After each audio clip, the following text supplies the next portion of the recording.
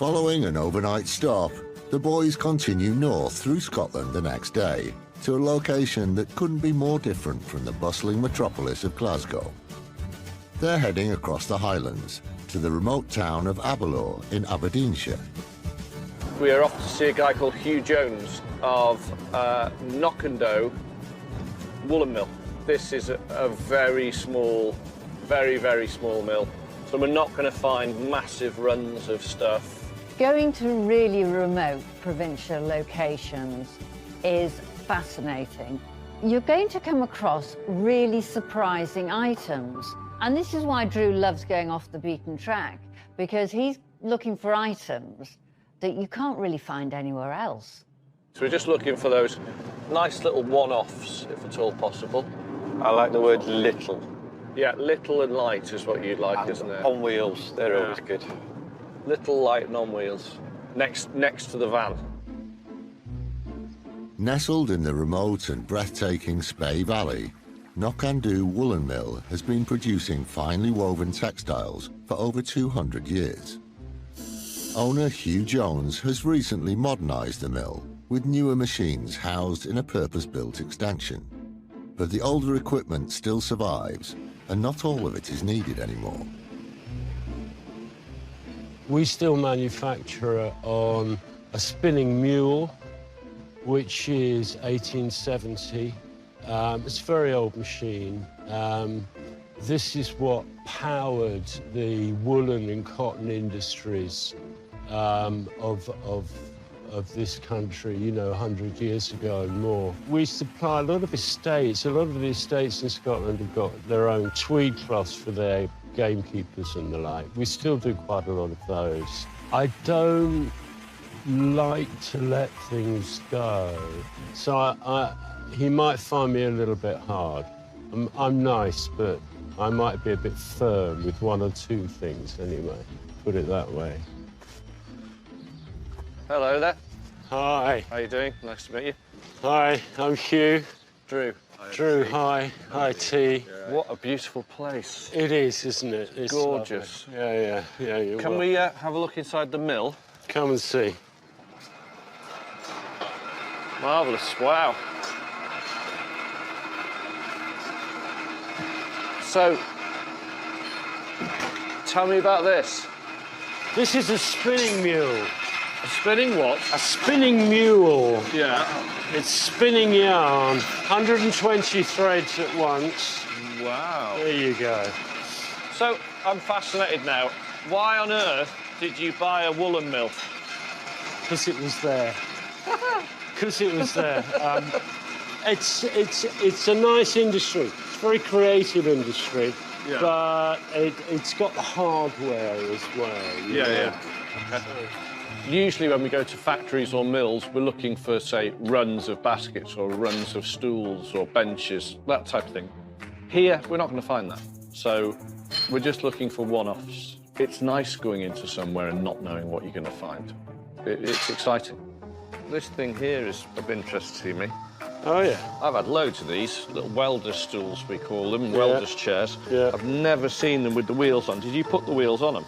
No, there's a job that we have to do, which is to get all these looms threaded up, shafts threaded up, as we call it drawing. And basically, you've got to be working like this, right across, for a long period of time. So you'll sit on it and you can slowly edge your way sideways. Quite good, eh? I'd definitely buy them. Have you got any spare ones? I don't think we do, actually, sir. No, and that is a critical part of our operating equipment. We have that a lot. We go into places like, oh, can I buy that? It's like, no. That's been Dave's chair for the last 50 years. Yeah.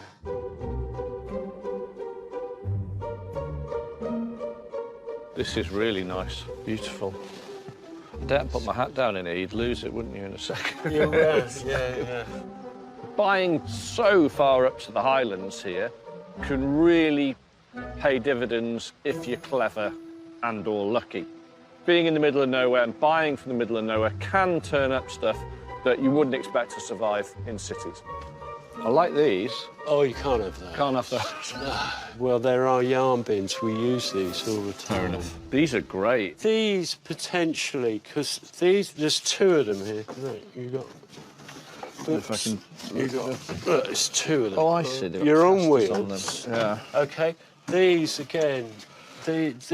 Are those for this size stuff? when you're Yeah, moving they're that around? they're for pieces of cloth. I think you'll find it in larger mills, and especially for the finishing. So it's the wet side of the business. You know, cloth's been woven. It's then got to go and get scoured. You stick the pieces in here, and you can wheel them across the yard to the scouring Both on. house, kind of thing. You know. Mid 20th century. Yeah. 50s, 40s, 50s. I would think so. In the corner of the building, Hugh shows me a couple of things, and these are large, low carts. Now, these are both pitch pine, and pitch pine of a certain type can be very orange if untreated, which isn't very attractive, I'm going to be honest with you. The top one's been out in the sun or somewhere, and it's bleached out completely grey. That's the one I'm interested in. This purpose-built cloth cart was locally made, and with its wooden frame and caster feet, it was designed for moving large rolls of fabric around the mill. With an attractive grained patina, it could be worth around £200. You don't want these? Of a style. Might want one of them. Might want one of them. Okay. Might want one of them. Trying to think which one's the most attractive one. What would you want for them?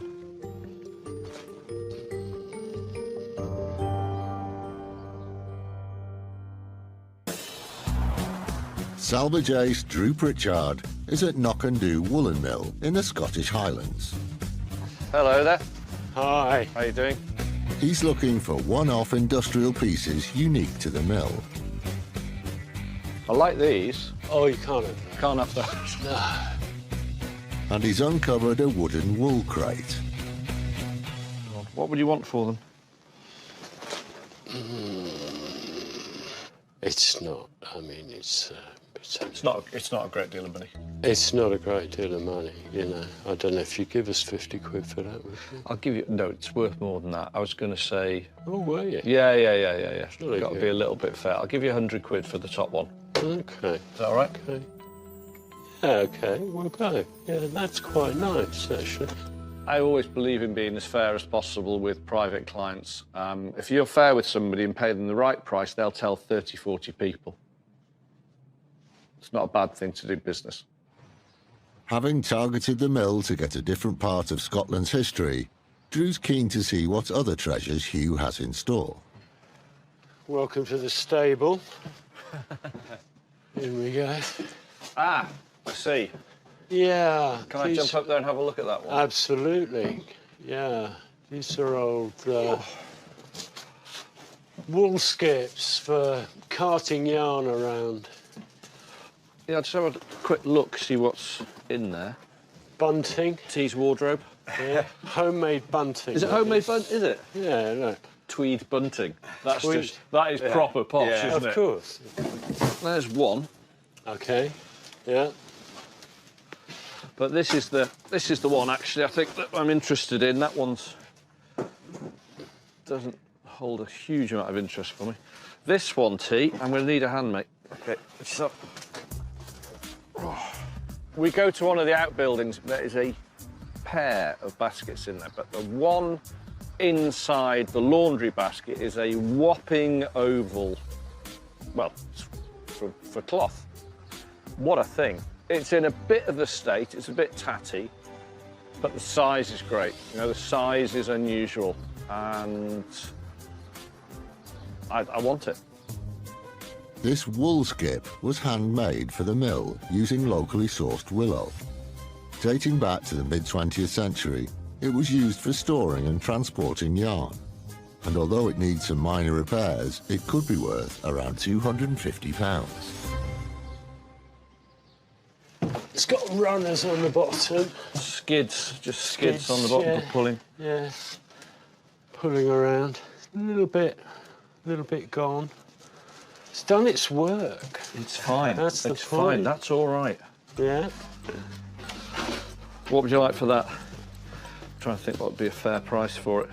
Conditions are Do you know, I honestly... borderline. I honestly condition. don't know. You do. What do you reckon's fair for that, you know? In really nice nick, really nice nick, it's going to be sort of 250, 300 quid for one that big and that nice. Yeah. It's tatty, Yeah. and the bottom's just starting to lose its sort of structure down on that side. Yeah.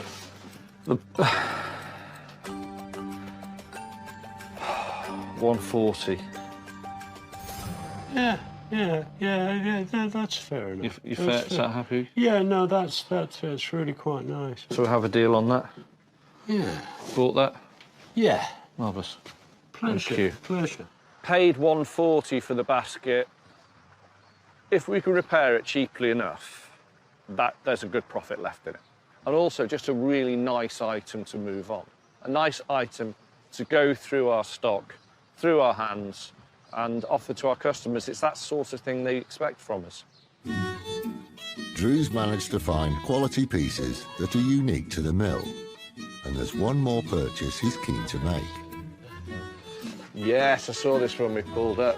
Yeah. I do like a scarf, and my current one T doesn't like. He's giving me a hard time about it. Ah, well, let's see what we got. Ooh. See what suits. So you, these are all maybe. made on the premises then? They were, yes. Yeah, we make a lot of scarves. They're Lovely. cool. This is what I'm always banging on about, you know, just made in this country and made really, really well. So, that's nice. To be honest, the more of my face I can cover, the better. That's a very old tartan. That Is it? comes from, oh, you're going to ask me now. Yeah, I think it's 1770. No. And it was, it's from a... It's a Georgian tartan. well, it's a very old tartan. One caught my eye. I thought, oh, there you go, bang, lovely, I'll have that. Turns out it was an apprentice piece from the Georgian period, from the 18th century, yes. And it was made here, there, like there. You know, so that again is a wonderful thing to be able to buy something truly handmade 30 feet from where it's being made. Today, overall, been great. It's a very special business. What I'm doing by coming out on a limb to places like this, you're giving yourself that extra chance of finding something interesting, because not a lot of people will have been there before you. The further north you go, the further sort of east you go, you're increasing your chances of finding things. Yeah, true, he's got a nice eye, actually, and he's obviously been around a bit, you know, and it's an interesting one because, you know, as everybody gets older, as things get older, there's a lot less of real things, and this is a real place. It is the real deal. Sorted? Yeah. I've done my bit of loading. Rebecca's in the other pocket. Yeah. Right, thank you very much. It's been great you for meeting today. you. Had a good day. Cheers. Take care. Safe drive. It's time for the boys to head home with their Scottish haul. And back at Drew's North Wales base, the Starbuy from Glasgow doesn't hang around for long. Great news. We've sold the easel that we got in Glasgow. We couldn't find any connection with the art school at all, and we did try. So it's by repute from the art school. That's as much as we can say, and that is the truth. That's all we know. It's a real shame, but it's off to a new buyer. The lads are just going to pack it up. Whether that helped sell it, I'm not sure, but it certainly didn't hurt it. So yeah, I'm happy. Shop assistant Kate ensures the wickerware from Somerset takes pride of place. We've got a couple of pieces of wicker furniture in the shop at the moment. The recliner in particular is is really cool. It looks really trendy. Wicker sells well because it's really practical, it's really functional. We get a lot of comments about them in the shop, especially this one, the lawn chair. Just the fact that it's in such good original condition and it's that little bit more different makes people want to talk about it. Targeting locations, so say going to Somerset to try and buy wicker chairs, you know, that's helped. Going to Glasgow to try and buy something from the art school. All of these things help. You know, it's essential really. And it's fun to do, to actually go out searching for specific items. I don't do it very often, but when I do, it's very, very good to go somewhere where it's the obvious first choice. The other items from Drew's Scottish trip are also put up for sale, and the streetlights from Glasgow are snapped up by a private buyer in Austria. The wool crate from Knockandoo Woolen Mill finds a new home in Crawley in Surrey.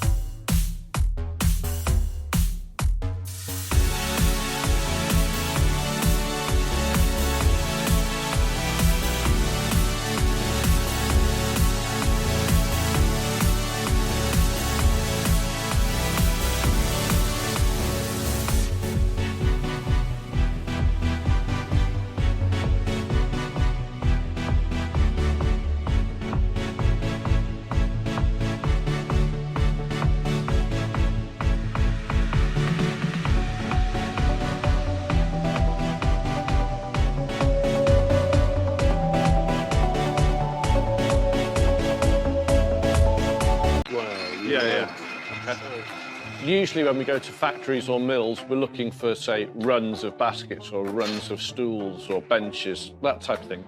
Here, we're not going to find that. So we're just looking for one-offs. It's nice going into somewhere and not knowing what you're going to find. It's exciting. This thing here is of interest to me. Oh, yeah. I've had loads of these, little welder's stools, we call them, welder's chairs. Yeah. I've never seen them with the wheels on. Did you put the wheels on them? No, there's a job that we have to do, which is to get all these looms threaded up, shafts threaded up, as we call it drawing. And basically, you've got to be working like this, Yeah. right across, Oh, for I a see. long period of time. So you'll sit on it and you can slowly edge your way sideways. Quite Cool. good, eh? I'd definitely buy them. Have you got any spare ones?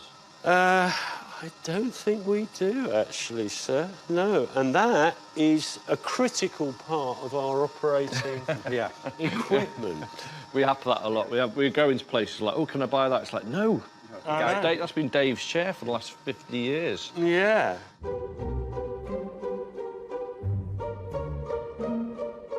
This is really nice. Beautiful. I dare put my hat down in here, you'd lose it, wouldn't you, in a second? You will, yeah. Buying so far up to the Highlands here can really pay dividends if you're clever and or lucky. Being in the middle of nowhere and buying from the middle of nowhere can turn up stuff